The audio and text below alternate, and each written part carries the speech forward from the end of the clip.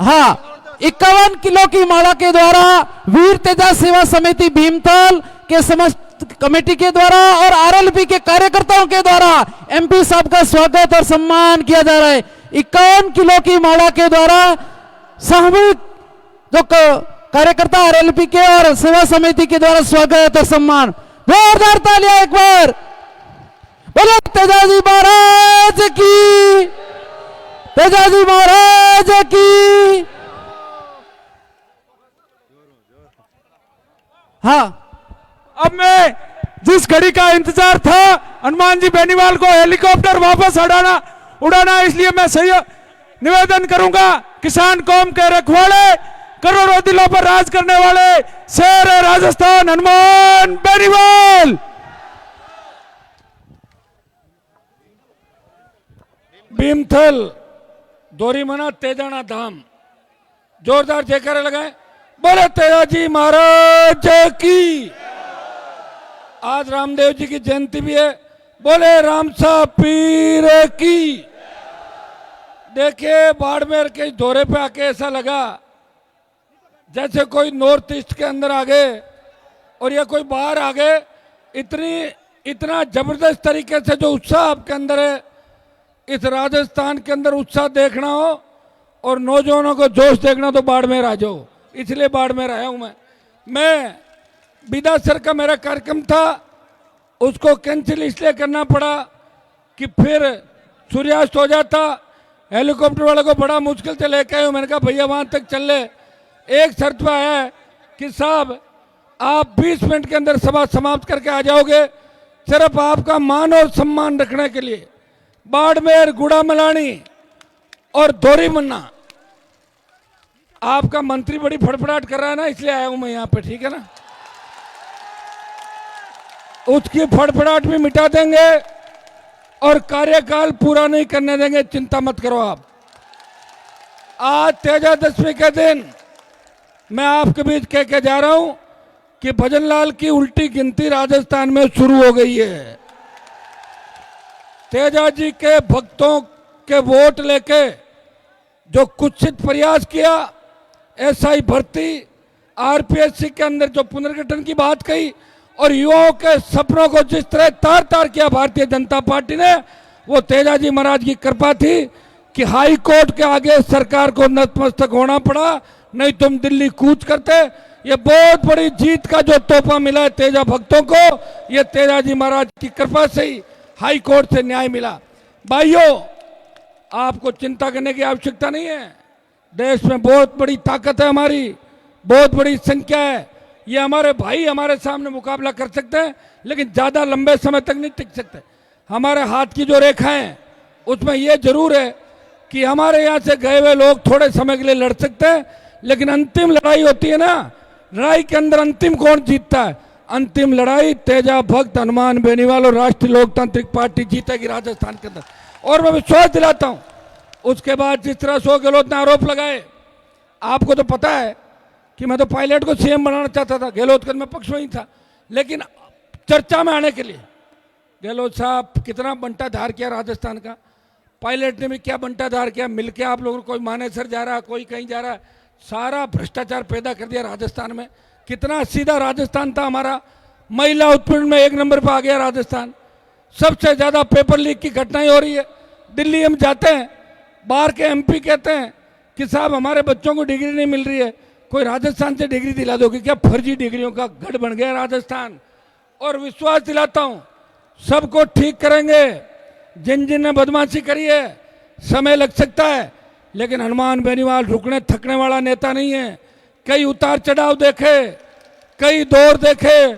मुझे तो ताजाराम जी प्रधान जी वो जमाना याद आ गया जब धर्मेंद्र मुझे हराने के लिए टंकी पे चढ़ गया था 2003 के अंदर, कि मैं तो नीचे आ रहा हूं, नहीं तो हनुमान को हराओ। लोगों का ठीक है धर्मेंद्र पढ़ नहीं जाए भाई, जाटो मुझसे उसका नाम था, 2-2,500 वोट से मैं हार गया।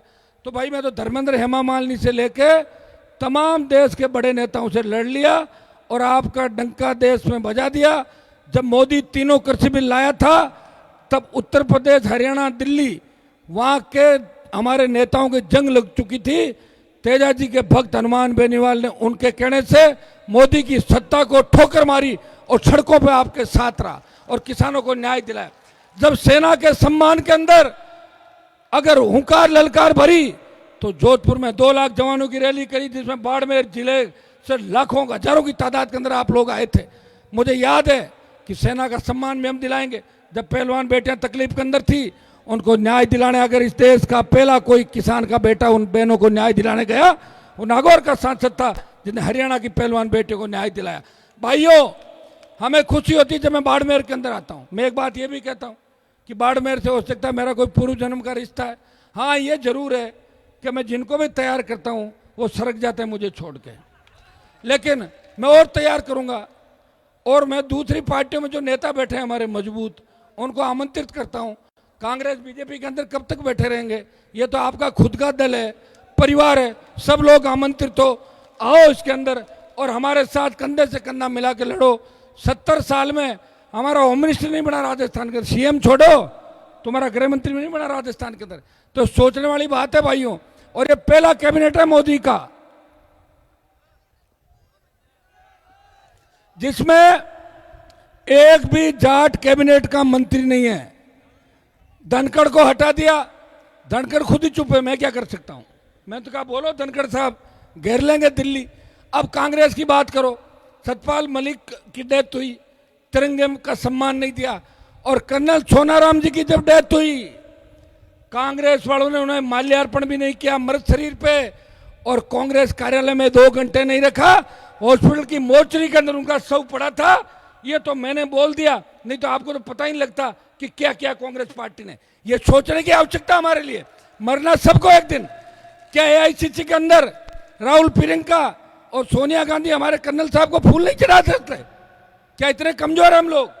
भाइयों, हमारी राजनीतिक विचारधारा अलग हो सकती है, लड़ाई हो सकती है, लेकिन कौम की बात जहां भी आएगी, किसान कौम की बात आएगी, हमारे समाज की बात आएगी, सबसे पहले गोली खाने के लिए इस देश में हनुमान बेनीवाल आगे खड़ा मिलेगा, पिछवाड़े पीछे नहीं मिलेगा। बाड़मेर से आप मुझे ताकत देना। शेखावाटी उठ खड़ा हुआ, जिस तरह शेखावाटी के अंदर कार्यक्रम चल रहे रातों को, जयपुर के अंदर, अब मैं विदासर जाऊंगा वापस सड़क मार्ग से, लोग उठ खड़े हो गए। लोग कह रहे हैं हमें आरएलपी चाहिए, सिर्फ बंद करो बाकी दुकानें।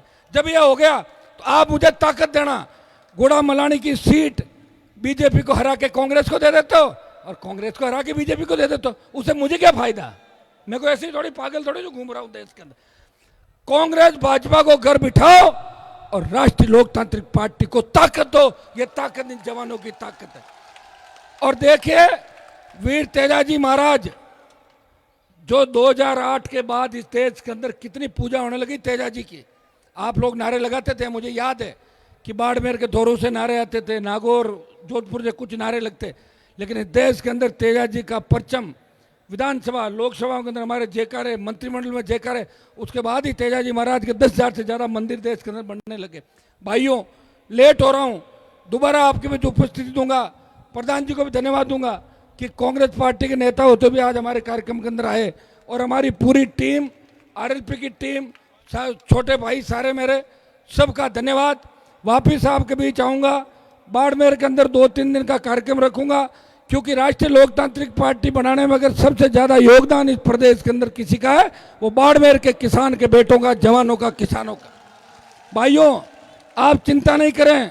मुझे तो लग रहा है कि बड़े नेताओं ने कांग्रेस बीजेपी में हार मान ली, इसलिए हमारी पार्टी में ट्रेनिंग लिए हुए लोगों को ही नेता मान लिया। माना कि नहीं माना? यहाँ भी एमपी कौन है? आरएलपी से ट्रेनिंग लिया हुआ। कांग्रेस वालों ने झंडा पकड़ के आरएलपी जिंदाबाद, आरएलपी जिंदाबाद कर रहा है। बेचारे क्या स्थिति होगी उन लोगों की बताओ। कह रहे हमने हनुमान जी की पार्टी तोड़ दी। पार्टी नहीं तोड़ दी, हनुमान जी के यहाँ काम करने वाले कार्यकर्ता को नेता मान लिया। अभी हनुमान जी का तो नंबर ही नहीं है, अभी तो कार्यकर्ताओं से उड़ जाओ आप लोग। अभी तो हनुमान जी तो बहुत दूर है। और हनुमान जी तो खींवसर के अंदर जो सरकार को मैंने चुनौती दी, और मैंने देखता हूँ कितनी ताकत है लोगों में। मैं एमपी का चुनाव घर से लड़ा देता, एमएलए मेरा था, मैं हारता थोड़ी, 5 साल एमएलए था, लेकिन मैं देख रहा था कि जिस खींवसर से मैं आता हूँ, जहाँ तेजाजी महाराज है, वहाँ लोगों में कितना दम है। इसलिए एमएलए का इस्तीफा देख के दम देखने के लिए बॉल उछाली थी, थोड़ा दम कमजोर पड़ गया हमारे लोगों का, उसे वापस चार्ज करने की आवश्यकता है। वो आज खरनाल के मेले के अंदर में देखा कि 2 लाख से ज्यादा लोग चार्ज थे। वो एक ही बात करें, हमें राष्ट्रीय लोकतांत्रिक पार्टी चाहिए, हमें तेजा भक्तों की सरकार राजस्थान के अंदर चाहिए, और यही हुंकार आप लोग यहाँ से भरोगे। चूंकि लेट हो रहा हूं इसलिए आपको धन्यवाद दूंगा। दोबारा आप कार्यक्रम करें, फिर आपके बीच आऊंगा, 2 घंटे का प्रोग्राम दूंगा। प्रधान जी को धन्यवाद, मेरी पूरी टीम को धन्यवाद। सारे लोग मेरे साथ इसी तरह लगे रहें, मैं आगे आगे चलूंगा और आपके बच्चों के हक और अधिकार के लड़ता रहूंगा। इस भजनलाल की भी छुट्टी कराएंगे, इसका कनेक्शन काटेंगे और नए राजस्थान का निर्माण करेंगे। और आप वाले मंत्री को भी वापस व्हाइट हाउस के अंदर भेज दूंगा। बहुत बहुत धन्यवाद। जय हिंद। बहुत बहुत धन्यवाद। हनुमान बेनीवाल, हनुमान बेनीवाल, हनुमान बेनीवाल।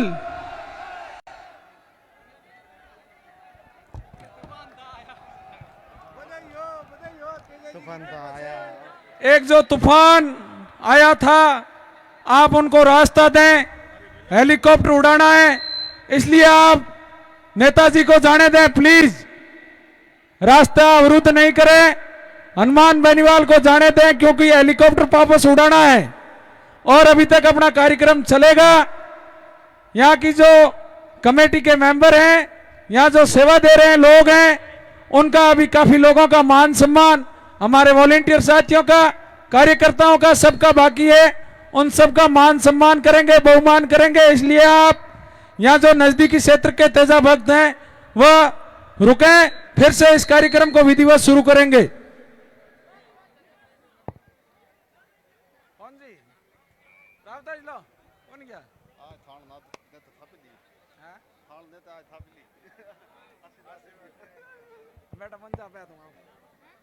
आप सब तेजा भक्तों से मेरी पुनः गुजारिश है कि हनुमान जी को आप जाने दें क्योंकि हेलीकॉप्टर को वापस उड़ाना है, इस बात का आप विशेष ध्यान रखें।